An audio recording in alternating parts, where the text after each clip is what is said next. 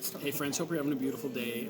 This is Best Family Reviews. This is a little bit different. We are in a restaurant at Lost Pines Resort in Texas, near Austin. Having a little mukbang.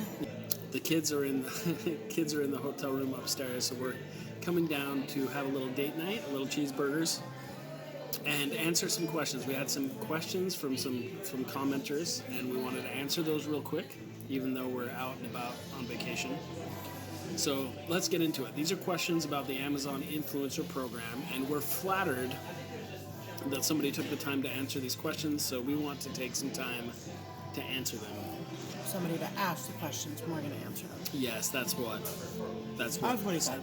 Okay, so here's question number one, and Catherine, I'll let you answer this. The question is, were both of you accepted into the program individually, or do you both post on the same account? Yeah, so we went into detail in this 2 weeks ago for the review. So it was my week 4, his week 8. So if you go back and watch that one, we talked about that a little bit more in depth.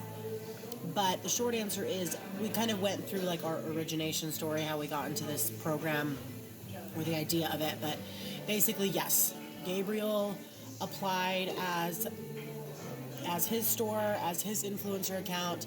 And then he actually applied for me because he was like, you could do this too. And then let me know I was approved. And then I got to work on trying to get my videos uploaded for my approval. And I did not get approved on the first try. Then I got approved on the second try. And so yes, we have 2 different storefronts, and then we combine all the videos and put them on the one channel on YouTube. And to jump into that just a little bit more too, the channel that I got approved with the first time was actually a video game streaming channel that I have run for a couple of years. So I had quite a few followers on YouTube, probably about 6,000 subscribers, I think, when I first applied. I think now I have about almost 10,000. Catherine used our family blogging channel that we have had for several years, and she was approved using her Facebook account. I actually tried to use our YouTube account, which only had 600 subscribers, and we were denied. So we used Facebook, which only had about 1,000, like 15, maybe 1,500 followers on Facebook, and it was approved. So she's using our family blogging channel. I'm using my gaming channel, but we're able to review a lot of the same stuff, and then we're combining forces with this YouTube channel, which is growing rapidly. I think last time we mentioned last week it was about 100 subscribers. We're up to 128 as of today right now. So thank you everybody for subscribing and listening to these. And we decided that, the Amazon reviews are for Amazon products, but YouTube is not restricted to Amazon products. So we decided to have more fun with it. There's not a lot of liberties to take with the Amazon reviews, which we'll get into a little bit of your later question.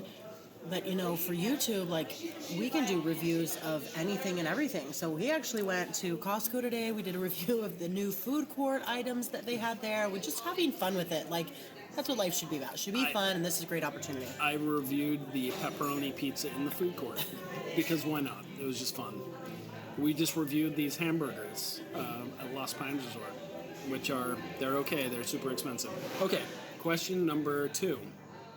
They asked, do we use any post-editing software? Basically, the second question was, do we edit our videos, and how long does it take to edit them? And this is going to be 2 answers. Yeah, you go first and only answer for yourself. So for me personally, I try to do it as quickly as possible in one take. Many times, actually the last several videos I've done, I haven't edited them at all. Usually I cut a little bit off the front and a little bit off the back. If I make mistakes, I feel like that makes the video more authentic. I try to keep everything to about a minute. I try to introduce the product, tell the story of why I bought it, its quality, and then show off the product as much as possible. I try to get straight to the point. I don't want to sit and edit videos, so I do not spend very much time at all. I'll tell you the editing software I use, though, is DaVinci Resolve because it's amazing and it's free. So I use that for my editing. It has a YouTube export, and then I'm able to export those and upload them to Amazon and to YouTube. So to answer that question, yes, I do edit it, not very much, and I do it as quickly. For my thumbnails, I use Canva. Pretty straightforward. So Gabe has done a lot of live streaming. I have not. So he was really comfortable when he started. I was not. So when I first started doing reviews, I did a ton of editing, like a ton. I can't even tell you how much. It was a ton. And it wasn't like fancy stuff. It was just, I had to cut out a lot of stuff of me not knowing what to say and getting frustrated with myself and lots of long pauses. Now I edit not nearly as little as Gabe, but a lot less. And it's because I've gotten a lot more comfortable with it. I know what to say. I know what I would want to hear as, a customer. But the big difference is Gabriel has an office. He has a home office. He goes in there and he records them and he shuts the door and he's not interrupted. I can go in there and do it. But most of the time during the day, I'm just doing it around the house with the kids. I ask them to be quiet. I ask them to grab the baby, but it's life, and it's real life, and it's my life. And so I have to edit out. You'll see, if you watch, it's kind of actually fun. It's kind of a fun game. You can watch the kids, trying to, watch me do the review, but not be in the camera, and they always fail. I just posted a review, and behind me is a mirror, and you can see the kids watching me in the mirror. It's actually kind of funny. And so if it's really glaring when I'm editing them, I will cut that out. Or if I'll notice it while I am doing the video, I will edit that out. I have kind of taken the road that Gabriel does, is I try and keep it as authentic as possible. But I do a lot of cuts where I am filming myself and then I'm filming the product, and that's really just putting it together in DaVinci Resolve, and it's pretty easy. But so to answer the question, Gabe does close to 0, and if on a scale of 1 to 100, Gabe's probably a 10, if that, and I probably now am down to about a 30. I would say maybe 35. 10 for what? If you have to edit, and how much you edit on a scale of 1 to 100, okay. You probably edit about 10%. Yeah. I probably edit 35% or so. Well, and the way I look at it too is, believe it or not, I found better luck with under-edited videos because authenticity, you want to have good lighting, you want to have good audio, but it doesn't have to be perfect. People want to hear a real person, warts and all, that make those mistakes. And so I found that I've been successful with videos that are not high quality, But they have issues. I don't think they want to hear a baby screaming. They don't, right? So yeah, they also want to be able to hear your voice. Yeah. So, okay, so going on, question number 3. This person said that they want to do honest, positive, and negative reviews. So the question is, do you do negative reviews, even though Amazon doesn't prefer to have negative reviews? And I'm trying to figure out how I would answer that. I've been doing this for a couple months. I was on the whole side of you should always do a positive review. And there's a reason for that. You're not going to make money off of a negative review. But we have had several products over the years that have fallen apart. They wouldn't accept a return. Products that we legitimately were not happy about. And when we first started, I thought I shouldn't share that. But now we're testing that out. We're actually giving some honest feedback on some stuff we were not very happy with. And I'm very curious because I'm wondering if people will watch that and then decide to buy something they were previously thinking about. And as long as they watch a video and then purchase something similar, you still get credit for it. So, I was thinking about this today. It's not like Amazon, I know that they want to see positive reviews because that will help sell things, but they also want to be honest with their customer. The customer always comes first. And that would be like Amazon saying, well, we don't want products to look bad, so we're not going to allow under 3-star reviews. They don't. The whole star system, the whole rating system is what Amazon is based on. So why should you not be able to give a less favorable influencer review? So we're going to play with that. Do you have anything to add? I just feel like you can look at it two ways. If you only post positive reviews, then perhaps you only are posting about products you like. For me, I also think it could possibly make you look inauthentic, where you know, and maybe a sellout. Like you will say anything good, everything good about anything, and it doesn't matter. So I'm really honest in my reviews. Like I just reviewed a locket that Gabriel bought me. It's a really precious piece of jewelry for me, and the clasp broke, or sorry, the chain broke on it. And so I included that in my review. I said I've had this for 2 years. The chain did break. It could have been me. I think I was twiddling with it. It was stuck in my hair. I had had it for over 2 years. So I try and say anything that might that the shopper, oh, what are they called? Yeah, The consumer might want to know, you know, like I did a review of our Instapot and it like had a couple dents in it, and I'm like, you should know, like we have moved multiple times, the dents in the, you know, I just try and point out things that people might consider negative and point out, are they negative or are they not negative, and then overall give the picture of whether or not it's something that you would want. So I think it lends authenticity and credence to your personal brand. You know, it makes you seem honest and trustworthy, and that's what you should be. That's what I want to be. I want to be honest and trustworthy. I don't want to be a sellout. But like he said, I did just do 2 reviews. They were totally negative. I said, buyer beware. I would not buy these again. One, the manufacturer didn't stand by the product, and number 2, it fell apart in ways that I don't even understand how it happened. And so I think that that's important. So ask us again in a few weeks. Okay. Question number 4. Okay, sorry, I'm eating a pickle, which is sweet, by the way. I don't like sweet pickles. They're sweet? Yeah. I like the dill pickles all the way for a hamburger. Okay. You gonna try it now? They are sweet. Okay, question number 4. They were asking about not necessarily what products we sell, because we've kind of said that that's private information, but they asked what the average price point of the, you like those pickles. She likes sweet pickles, I don't. I like dill pickles. She does not like dill pickles.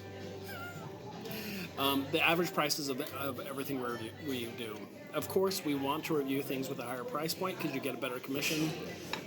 But my philosophy still is, after doing almost 100 reviews, Catherine's done 120 reviews, is I feel pretty confident in saying that you should review, if you bought it and you own it, you should review it. I actually love reviewing things that are $10. I've reviewed a lot of $10 items, and I only get like 20 cents if it sells. But if you sell 5 of those in a day, that's an extra $1 that you didn't have before. I kind of like those items, also because you don't get dinged from the returns. So I've had a lot of $10 things, $10 or $20 products that have been a big increase. Well, also, do you go on Amazon and buy $10 items? We all do. Everybody needs it. Everybody needs lesser priced items. Like, you don't only, in your life, you don't only go buy $300, $400, $500 things. And if you're only going to focus on that, you're cutting out this huge margin of reviews that you can do. It just is, honestly, I think you are your own worst enemy if that's in fact, those are some of the products that I think in a future episode I wouldn't mind sharing some of the really inexpensive products that I've reviewed that have been a success for me, because I think it's kind of fun. It's fun and funny, so it all adds up. Every review you do, it adds to that amount you have. So really, it's all about quantity. And going through some of the changes and the adjustments that have happened in the last several weeks, we're still learning all the time. So we're learning, like, that you don't want to do just one review for the products. Like, Amazon actually wants you to do multiple reviews. They've stated in their do's and don'ts. Do an unboxing review, then do a quality review check. Do another review of it in action. Like, post all 3 of those or 4 of those. They want you to do as many videos as possible, which we haven't done. We've kind of done the one and done thing. And so we're going to be experimenting with a lot of different types of videos in the future. Well, and partly we've only done that because we've done all the products we've already bought on Amazon. Thank you. So there hasn't been an opportunity for like unboxing. Yeah. Or, if it's like a birthday present, like I'm not gonna unbox it for Amazon. Like this is our real life. This is our real life. This is an awesome way to make money, and when it makes sense, let's take advantage of it. When it doesn't, we're just gonna not be able to do an unboxing, and that's okay. Like getting too wrapped up in just constantly everything you do being about, making, monopolizing it. Like monopolize what you can, take advantage of what you can, and live your life. Yep. So this one actually was a longer video than I thought it would be. Hopefully everyone's okay with the poor lighting. There's a radio going on in the back. The waitress keeps dropping off food. And actually, after this has all been said and done, we actually should have just done a live stream. We should have just done a live stream. And if we get more questions, we'll do a live stream. If you like this information that we're giving, if you found this kind of thing helpful, please subscribe and help us out on the YouTube channel. We've got a lot of new updates coming in the future, and we are excited and invigorated about this whole process and the prospects. Product placement? Sure. What do you want? Okay, this is a Amazon swimsuit Amazon swimsuit. It is our most viewed video on YouTube. Catherine did a demo of her swimsuit, and I think it's had over 15,000 views now on YouTube. And thank you, everyone, for watching it. We'll put the link in the description if you want to buy it. We'll get a small percentage at no cost to you. It's available on Amazon. You've also got your watch. Oh, okay. And honestly, this is a Timex watch my wife just got me for a special event, and I love it. It has a compass. It tells the temperature. It's waterproof. I actually just wore it in the pool, and it's a handsome watch.